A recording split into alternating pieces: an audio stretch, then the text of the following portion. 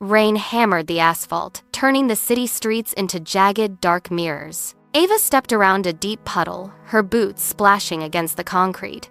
She kept her head down, weaving through the crowded sidewalk. Around her, laughter erupted from small, tight-knit groups huddled beneath shared umbrellas. They moved with a fluidity that made them look untouchable. Ava drifted to the edge of the curb, letting the distance grow between her and the warmth of their conversation. She pulled her phone from her pocket, the screen flickering to life. Images of polished, high-contrast lives scrolled past luxury, travel, endless golden hours. She swiped until her thumb grew sore, then cut the power.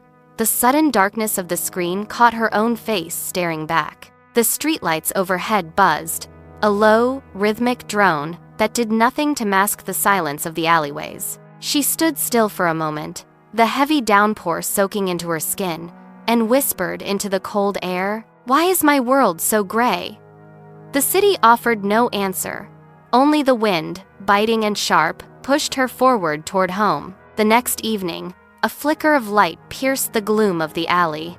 Between two crumbling brick buildings, a structure stood, its windows glowing with a heat that defied the storm. Ava moved toward it. The door creaked open, and a bell chimed, thin and sharp, cutting through the sound of rain. Inside, the shelves were packed with jars, each cradling a swirling, brilliant core of light. An old woman waited behind the counter, her silver hair catching the amber glow. She watched Ava with intense, unblinking eyes. Looking for a better life? The woman raised a golden jar. Inside, tiny figures moved across a yacht deck, surrounded by flashing cameras. She pulled another from the shelf, a perfect life. Ava stepped closer, her breath hitching. She reached out, fingers trembling against the cool glass. "I want this one," she said, pointing to the shimmering gold. The woman's expression hardened, her eyes turning cold as she spoke. "Every life has a price. You cannot return until midnight." Ava pressed her palm against the surface of the jar.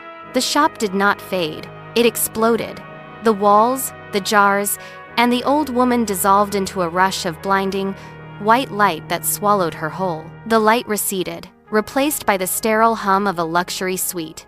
Ava stood before a mirror, but the face looking back was a stranger's, flawless, polished, and entirely alien. A phone on the marble nightstand vibrated with a relentless, rhythmic buzz. Millions of notifications cascaded across the screen. A voice barked from the doorway. "Miss Sophia, the interview starts in 20 minutes." For days, the glamour served as a barricade against the world, but the cracks widened with every passing hour. A manager shoved a heavy script into her hands, fingers digging into her arm, demanding a smile that felt like glass. Her social media feeds were not a sanctuary. They were a flood of vitriol and malice. She had no friends, only an audience waiting for a stumble. One night, while searching for a pen in a gilded vanity drawer, she found a handwritten note tucked beneath a stack of contracts. It was signed by the real Sophia. The ink was jagged, hurried. "I feel trapped," it read. "I am terrified they will stop caring." The words hit Ava with the force of a physical blow. She looked at the expensive walls, the cameras, and the endless, hollow light. The fame was not a gift, it was a cage, and she had built the bars herself. The suite door slammed shut behind her.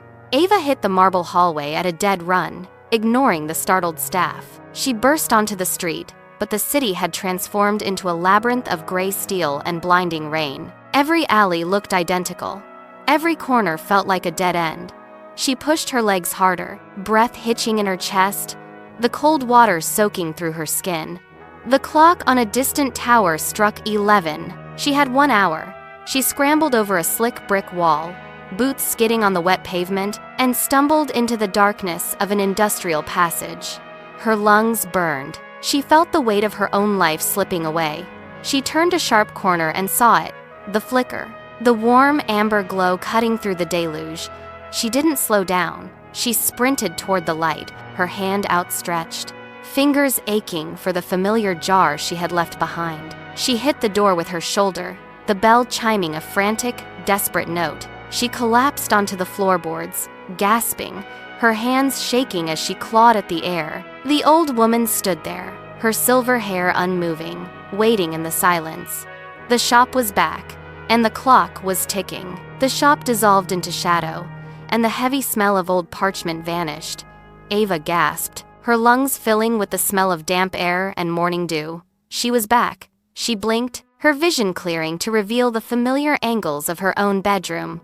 Sunlight cut across the floorboards, casting long, golden lines over her books. Downstairs, the steady, rhythmic sound of her mother humming drifted through the floorboards. It was not a grand sound, nor was it loud, but it was real. Ava stood up and walked to the mirror. She did not look for flaws. She looked for the girl who had survived.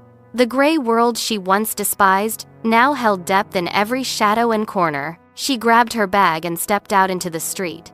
The rain had stopped, leaving the pavement glistening under a pale, rising sun. She walked at a steady pace, eyes scanning the neighborhood. She noticed the way the moss grew between the brickwork and the precise pattern of a spiderweb on a fence. The shop was gone, but the lesson remained. The beauty was not in a jar. It was in the mess, the struggle, and the quiet, ordinary life she held in her own hands.